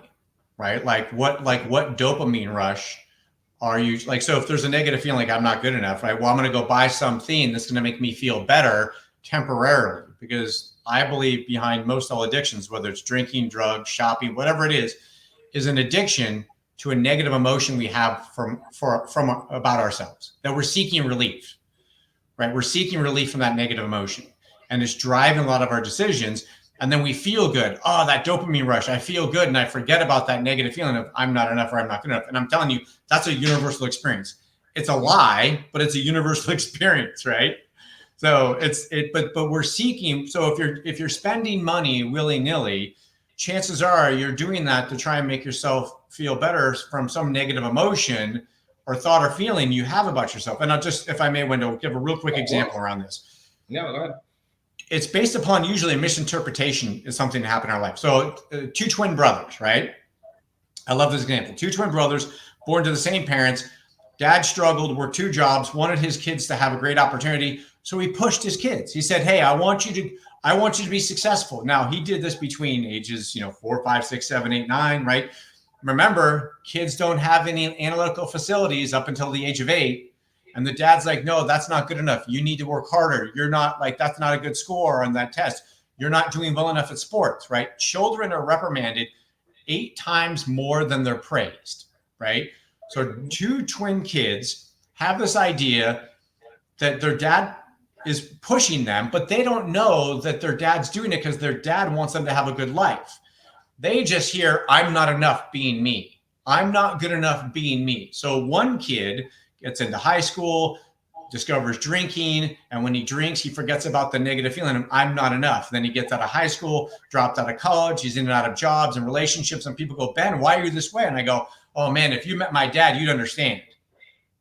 Right? It was just a misinterpretation. Then the other kid goes, no, internally he says, screw you, dad. I'm going to work hard. I'm going to go to the best college. I'm going to start my own business. I'm going to show you I'm somebody. And what does society say? Go out, get the big house, the pretty wife, the good looking husband, whatever it is, the fancy cars, right? And then, oh my goodness, then you'll be happy. Remember, you'll be happy when that happens and successful. Well, then people come over to your house and go, wow, look at this big house and fancy cars. And now what happens is all of those things become my identity. And I'm not against having nice things. I like having nice things, but they're not my identity. I like having travel. I enjoy those things, but they're not my identity whatsoever. I understand that that's egoic, and then I'm more soul than ego, right? But here's the problem. I have all these material things around me, and I'm probably even more stressed out because if I lose those things, I'm losing my identity, right? I'm probably not present with my kids. I'm probably not present with my wife. My relationship's probably not that good. My health is probably not doing very well, all based upon a misinterpretation when I was 7 years old from my dad wanting me to do well. So both brothers outside of their lives look vastly different. Both are miserable for the same reason of I'm not enough. It's crazy. No, it's crazy. So the other point, and this will be my final point, and we'll open it for Q&A. And then also we're going to drop the link for you guys to download the PDF we put together for you guys. But the analogy that I wanted to use is around the idea of value, right? So if I walk into a room, I'll give you guys 2 different individuals or perspectives. So if I walk into a room, I have a book bag, and in this book bag, I walk up to the first person and I say, hey, I have this book bag. I'm going to sell it to you for $1,000, right? Somebody will look at the book bag and be like, the first person was like, no, I don't know. Like, that book bag doesn't look good enough. I would never actually really use that book bag for anything. So I'm good. I'll pass on it. I'm fine. So that's scenario person number 1. Now I go to the next person and I'm like, hey, I got this really cool book bag. I'm selling it for $1,000. Now this person, again, we're looking at mindset here, is that this person looks at the bag, and the first thing that this person asks me is, what's in the bag, right? The other person never thought to ask me that. This person is like, what's in the actual book bag? And I'm like, well, actually, I got 2 MacBooks in here, an iPad, I got a check for $200,000. And then I got some other things in here, that I was gifted, and I have a will in here for a house that basically was just given to me, right? Immediately, that person who asked that one question of what is the value, essentially perceived value of what's in this bag. If they knew that everything that's in that bag right now is only worth $1,000, but they're getting over $1 million worth of information in value, how likely do you think that the second person is actually going to buy this bag versus the first person who said no? The likelihood is that that second person took the time to actually understand what the value was. And a lot of times, back to the point of Ben's, but back to what we were trying to say around the summit, is that a lot of times, a lot of people are missing opportunities because they fail to ask questions. They fail to understand the value of what's being given. They're afraid to take risks because of either the challenges or the issues that they might be facing. Whether it's through the past that directly impacted their current state of mind. So a lot of times we have to get out of the mindset of feeling like everything that's in front of us, the moment that there's a finance aspect that's put right in front of you, or some monetary aspect, that because of the current situation or where you're at, that it's unattainable, right? And there's a lot of times where we just have to be able to really reprogram ourselves to understand, okay, what value do you provide? Like I said, I walked into an event and I met Ben, and my biggest thing was that what could I provide as far as value to Ben, right? Like, what conversation can I have? I asked Ben, I was like, hey, what do you need help with, right? And it wasn't even about, he was like, actually, well, I'm a mindset coach and, I'm doing all this stuff, I'm trying to connect with some more people and blah, blah, blah. And I'm like, well, guess what? I'm doing a whole session about mindset, right? And if I never thought to ask him the question or to really understand who he was, that perceived value, that value of who Ben is as a person would have walked right by me. And then Ben, and you have to be open to all those possibilities. You have to be open to all those possibilities. I mean, and like Wendell says, you have to be of service and asking questions and more of a powerful mindset than a primal mindset. And that can be hard to do. Like, I've been a startup business owner. I've had challenges. I've had, a lot of contrast in parts of my life. So I get it. I understand. But yeah, if you want to elevate your current circumstances, you have to think and feel greater than your current circumstances. Yep. So I'm going to open up to questions. Anybody got any questions before we conclude this? Because I do really want to make sure that we answer any questions that you guys have around this, around mindset, anything that come to your mind around either navigating this thing called the mind or just business in general, right? Because again, what we're trying to create is a community and just being able to foster these relationships.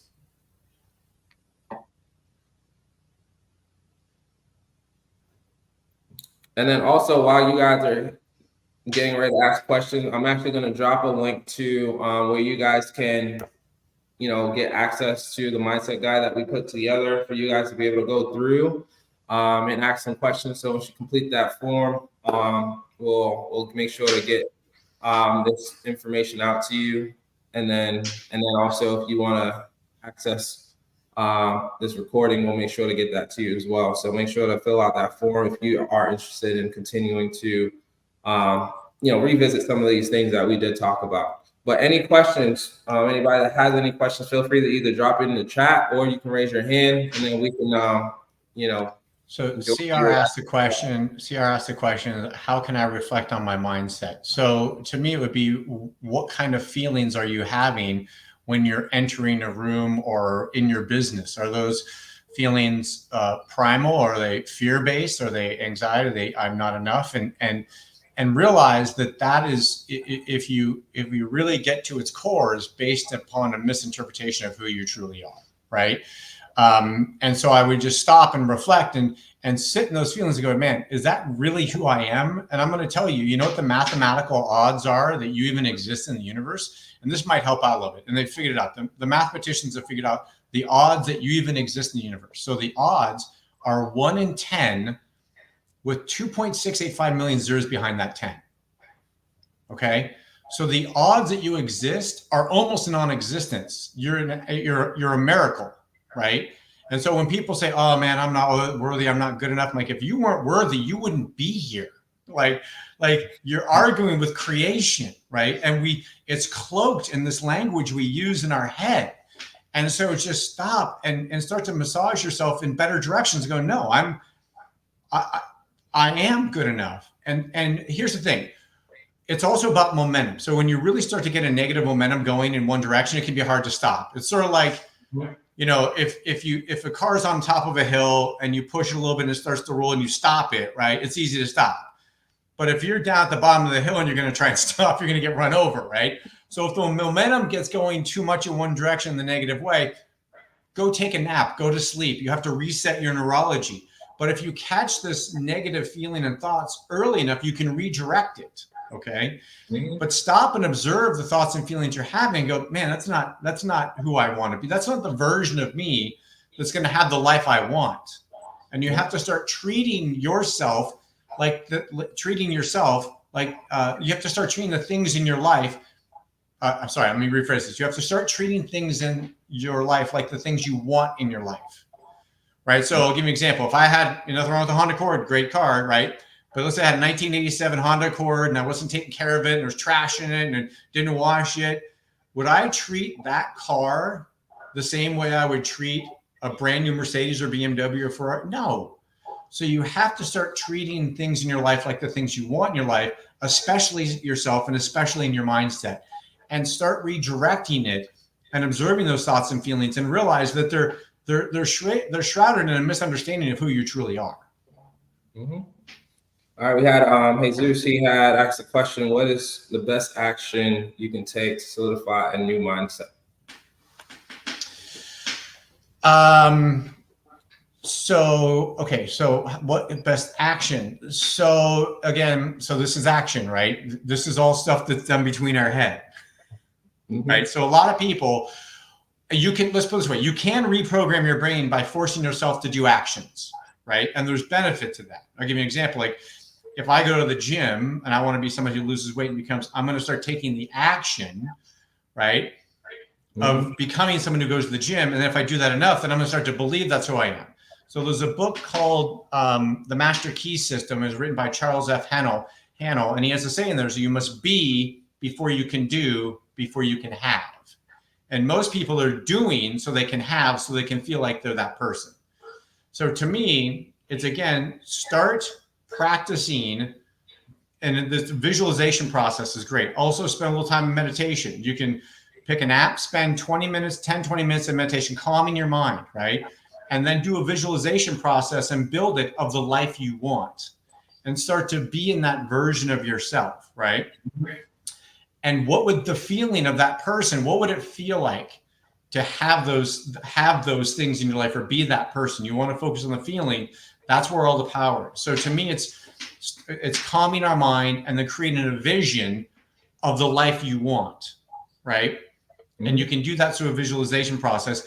And then you can start to take actions to move towards it, but you want to be in the version of yourself as though it already exists. Hopefully that makes sense. And you're programming your neurology. Right now, there's neural pathways in your brain that you've been thinking a certain way for 28 years, 30 years, 40 years, however old you are. And those are neural connections in your brain. And so what happens is when you start to think differently and start to catch yourself and start to massage your thoughts into a different direction, those old pathways will actually prune apart, and you'll start to create new neural pathways in your brain. It's called Hebbian learning, and it'll become easier and easier and easier to have those new empowering thoughts. It's sort of like if I was going through the jungle and I've been going the same path to the jungle, that path would be clear and easy for me to walk. But if that path is taking me to a spot I don't really want to go and isn't abundant or fulfilling for me, then I have to get my machete out and do the work and hack a new path. And it's a little bit of work, and I have to be self-aware and massage my thoughts. But what happens is as I work on that new path, the old path becomes overgrown. That's what's happening in our brain. It just takes self-awareness and starting to put thoughts in that are more empowering to you.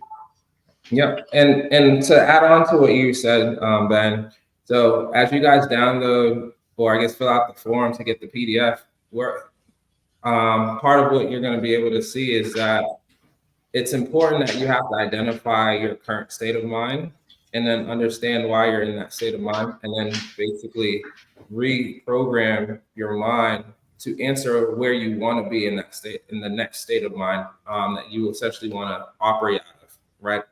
And when you go through and complete the form, there's going to be towards the bottom, it's going to say it's going to have current limiting beliefs and new empowering decisions, right?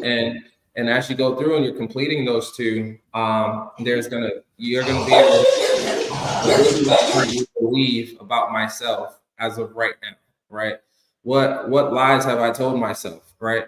And what empowering new truths do I want to actually go into and actually live, right? And then through that, that should be able to give you an idea, because first you need to acknowledge. If you don't acknowledge it, you can't just fix something that you don't acknowledge, right? So and there's you can frame it as a question. You can frame it as a question about yourself. If you have resistance, because again, your subconscious will focus on the subject matter of the question, and there's no resistance. Like, why am I so good? Why am I so good at business? Why is business flowing to me? There's no resistance to that. Try it. You'll find, and you may say like, this is ridiculous. If you keep doing it, your actions are going to start changing your subconscious program. You'll start to do it. It just takes self-awareness is the tool, right? That is one of the main tools. And then redirecting yourself when you start to do that, whether it's through making a declaration about yourself or asking what I call powerful questions, you start to program your neurology. Now, I would like to get into the individuals. I'd have to coach through to get much deeper, like, where this stuff is coming from. I have a client that I work with. I mentioned it last time we were on, about, he had limiting beliefs about his business or product, which was amazing product and service. And his business was taking off. And what happened is that his dad was an entrepreneur, but his dad was so stressed out and focused on business, every other of his life was falling apart. Relationships, health, everything, right? Business was a zero-sum game. It was a combat sport. And so he saw that growing up, divorced from his mother. And so he was now an entrepreneur and realized, I don't want that. Subconsciously, he knew that. He didn't want that. But what happened was he started to self-sabotage his own business, because in his mind, a successful business meant every other part of my life was going to fail, which was a lie, but he observed it, right? So you just have to stop and observe what you're believing about things. And is it coming from someplace in your childhood, which is probably a misinterpretation? Yeah. I guarantee it's a misinterpretation. Yeah. And part of that too is, as you try to figure out what your new belief is, it might be that, like you said, instead of, I'm a failure, it could be, I'm actually really successful, but try to label out what are those things that you're successful in, right? Or label out, I want to be successful in these things, right? And then as you're trying to label that out, also figure out, work backwards, right? Look at it and say, okay, well, I want to lose 100. I want to lose 100 pounds by next year, right? Is it possible? Could it be a truth? Yeah, 100% you can. But the thing about that is you need to now work backwards to say, okay, well, what do I need to do in between that time to actually hit my goal? And then understand what habits do I need to create in order to reach that, right? And those habits will empower you to continue to get to that goal. So also identify, like, I am the type of person, if I'm the type of person that wants to lose 100 pounds, do I eat donuts at 10 o'clock at night? That's not my identity. I identify as someone who works out and takes care of my health. Also, notice the areas of your life where you do have abundance, or where you do have what you would call success, right? You can piggyback off of those emotions. Anywhere you don't want to change in your life, you're there. Mm-hmm. Right. And so observe that. And also what I would say is be nice to yourself, man. Like, I joke, most people are in a really abusive relationship with themselves, right? The inner dialogue we have, if we spoke to other people in our lives like that, we wouldn't have anybody in our life. Like, we're all doing the best we can, man. Just be nice to yourself and realize you're going in the direction like that you need to be going, and you'll get there. Just don't beat yourself up. And most people have how do I phrase it? Most people have a really dysfunctional relationship with time. And what I mean by that is like, no, this isn't my life. My life is out here. When I get the house and the car and the, oh man, that'll be my life, right? Well, out there, like, when have you ever been in your future? Like, it's okay to want that, but also be appreciative for the things you have in your life now and where you are. And if you don't have a whole lot, no big deal. That's fine. You can be appreciative that you breathe on your own, that the sun comes up. There's things you can be appreciative or just shift your energy. Like, you can do small things to shift your energy, right? And be present in this moment with the idea that, yes, that's all coming towards me, but that's not where my life is going to start. Because if I'm thinking that my life is going to start then I'm in a mild to severe state of anxiety or depression. That's no place to create from. Those are two different frequencies of energy and information. Yeah, you're not in a place to also receive anything that's actually for you in the time that you're in at the current moment, right? Yeah. To help you get to that place, because you're going to brush it off because you're not there yet. Yeah. Like, so that's really important. So, Ben, tell us how. And then Brandon, real quick, asked, when did I develop the theory around how business reflects personal? I saw it in my own life and business, because I was in and out of different businesses, and I realized I had to start act like. I'll give you an example. If I had $50,000 in the bank account, right, and I got hit with a bill for $45,000, right, the stress and anxiety of that.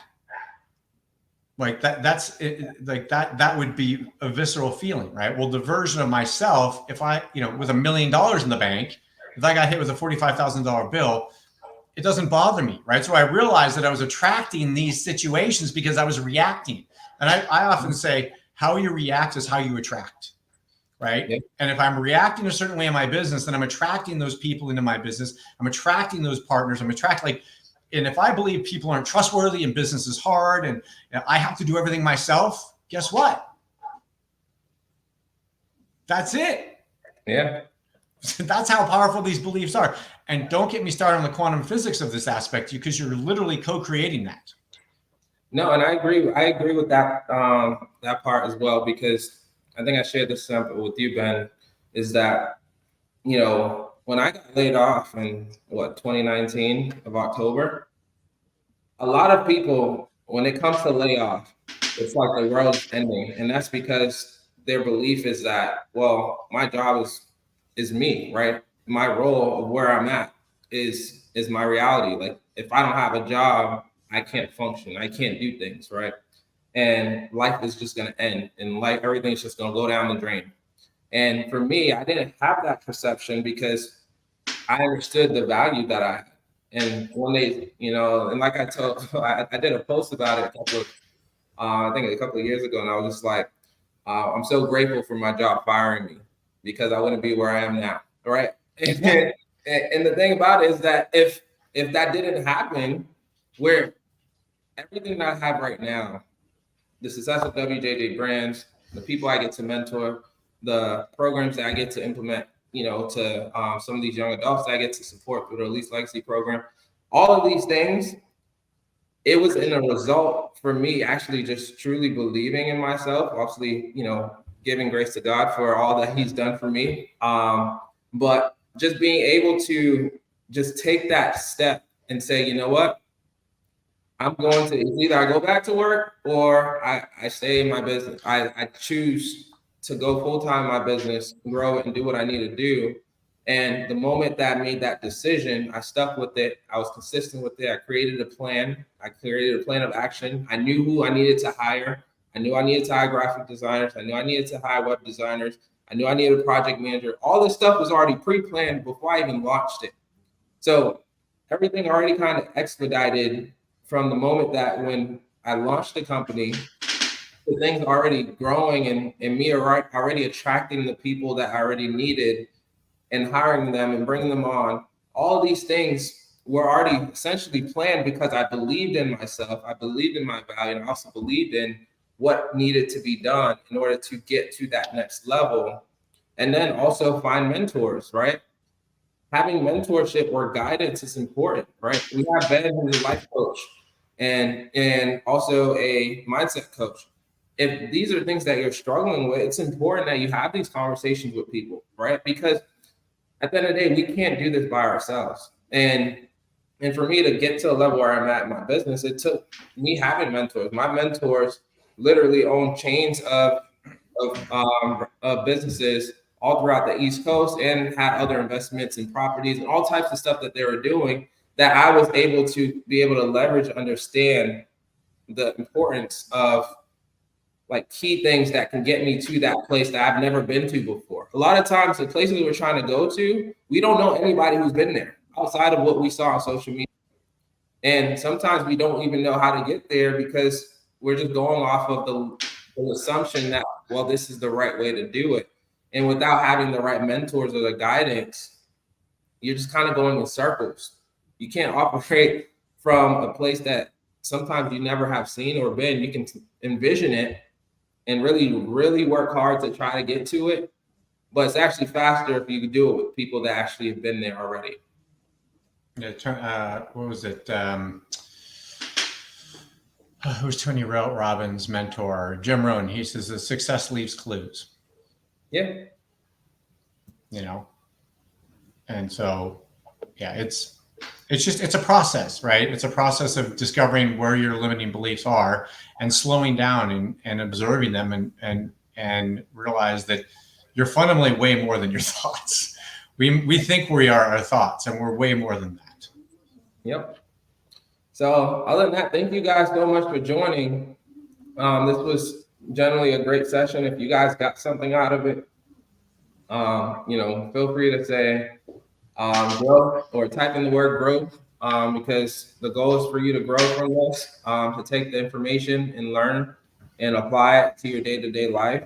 And even if it's just one thing that you take away from it, then that is success, right? In its own way, because at the end of the day, yes, we shared a lot of information. We've had a lot of experience. I'm sure you guys have experience as well as you guys are watching and hearing some of this stuff. But it's really important that you always try to figure out, at least take away one thing from the conversation so that you can also grow and continue to not only impact your life, but others around you.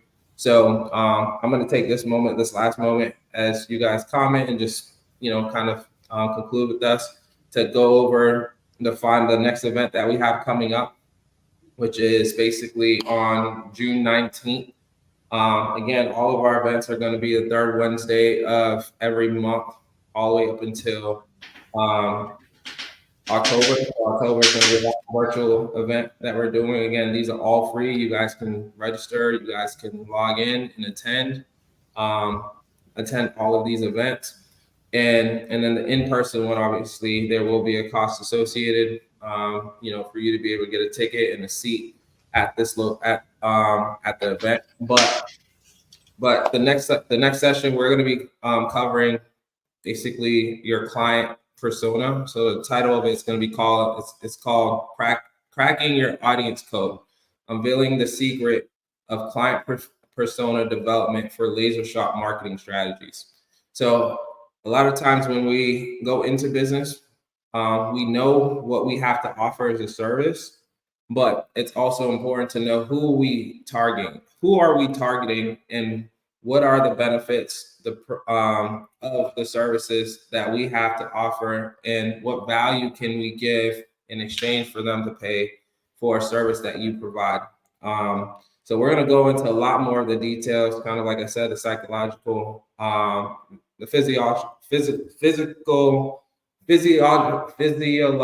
side of it, and just understanding the client, understanding who they are as a person. We can do some live examples on anyone who does want to join and they want to actually, test this out. We're going to have some opportunity for you guys to do that. And then we can kind of go through some of the ways that we can help you with basically building your ICP, your ideal client persona. So whenever you're going out into the world to market and talk to people or create content, you're creating the right stuff to be able to live in an abundance of be able to give that value so that you can continue to attract the right people. So if you're interested in that, make sure to go to hustle2growth.com. The link is somewhere on the banner or the backdrop. And then again, we're so grateful and we're thankful for you taking the time to join us today. And if you have any questions, Ben, how can they get in contact with you? My email is ben@benlbauer, BAUER.com, or the website, which is going through a redesign right now, is www.emergent-mind.com.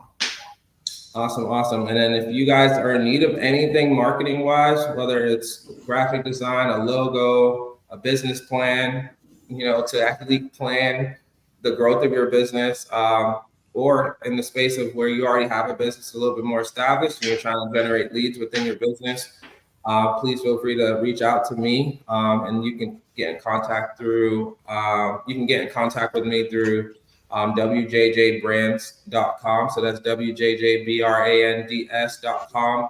And then just fill out our intake form, and then somebody from our team will be able to get in touch with you.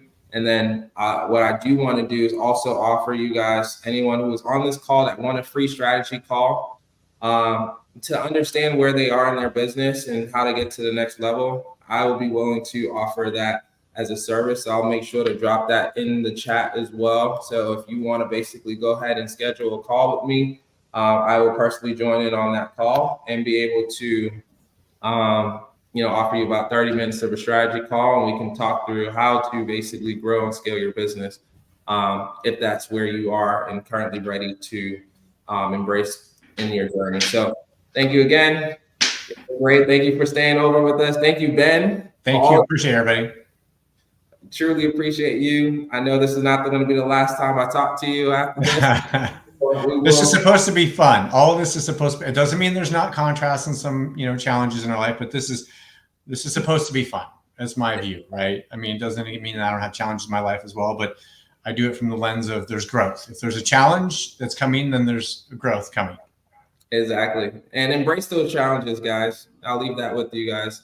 Any challenges that you do have is an opportunity for new direction, and giving yourself the opportunity to really tap into something that's either greater. And by being able to go through those challenges, that might end up being something that allows you to add more value to your clients. So don't shy away from those. And then we really appreciate you. And then Ben, we just got a last minute question from Brandon. He said, "Are you on social?" Maybe I started a Facebook, Ben Bauer. Actually, let me get it real quick here for you. Sorry. I put up a business one, and then I have a Instagram as well, which is ben.lee.bauer. Give me a second. Sorry, I probably should have had this out.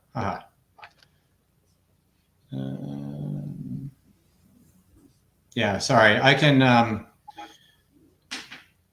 His website's here, and then obviously his name's here. But yeah, let me find him. It's I have to find the actual what it is. Yeah, so it's ben.bauer.300.895 for Facebook. Okay.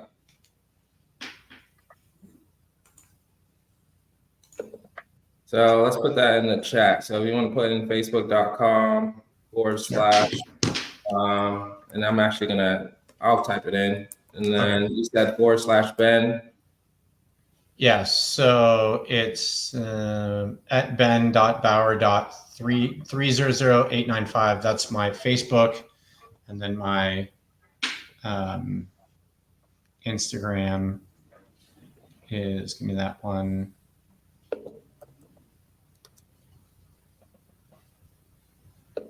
It's just ben.lee.bauer. Okay. So I'll drop that in here for everyone to grab. So that's the Facebook one. You guys want to follow him on Facebook.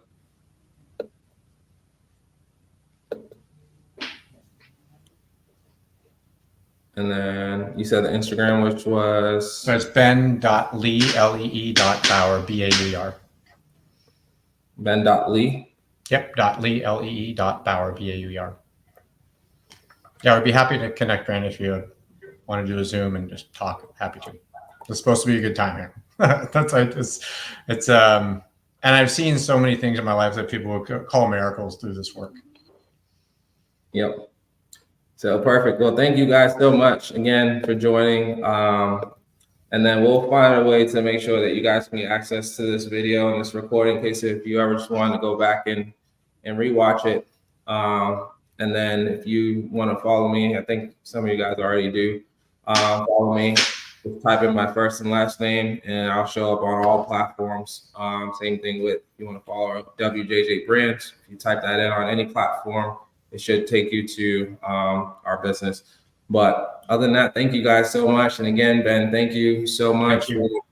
And I'm grateful for all of your knowledge and for everything that you did as far as sharing the information. Thank you for the opportunity to serve. I just want people to realize that they're way more powerful than they think they are. And it's, in my mind, in my head, it starts between the ears. Awesome. All right. Well, thank you guys. Cheers. Thank you. Take care.